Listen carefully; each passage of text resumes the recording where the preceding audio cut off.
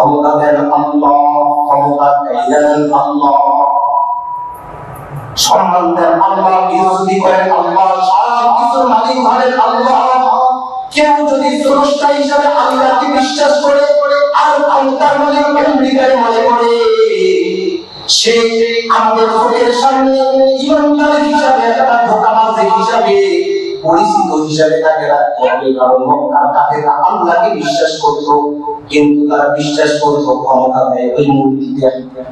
আল্লাহ একজন আছে, ঠিক আছে, এটার নাম হলো আকীদা। এটার নাম কি? আকীদা।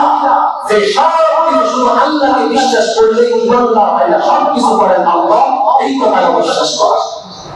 তাহলে ঈমান আর আমলের সমন্বয়কে ইসলাম বলা। বলেন, ঈমান আর আমলের সমন্বয়কে ইসলাম বলা। এখন ইসলাম যদি আমি পালন করি, ধরেন আমি কিছুটা পালন করলাম, কিছুটা পালন করলাম না, এমন মানুষ আছে না? ইসলাম মানে কিছু মন চাই, কিছু আমল করে, কিছু করে না। আল্লাহ পাক ওয়ালাদিন বলেন, ইয়া আইয়ুহাল্লাযীনা আমানু দুখুলু ফিস-সিলমি কাফা।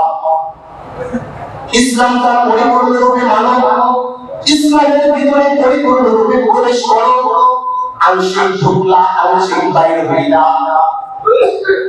আমাদের বর্ডার আছে না? বর্ডার আমগো পরে তো ভারতের বর্ডার আছে, বর্ডার আমগো পরে ভারত।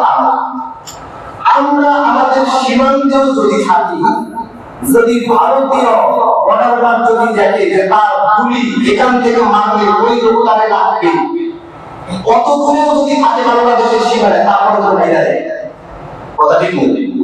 বিশ্বাস করেন এই কথাটা? তারপর বাইরে দেয়। আর যদি ভারতের বর্ডারে আরামসে যদি একটা ট্যাঙ্ক ভেঙে পড়ে, বলে তো ওই ট্যাঙ্কটা কি করবে? ওই ট্যাঙ্কটা কি করবে? মানে হলো আমি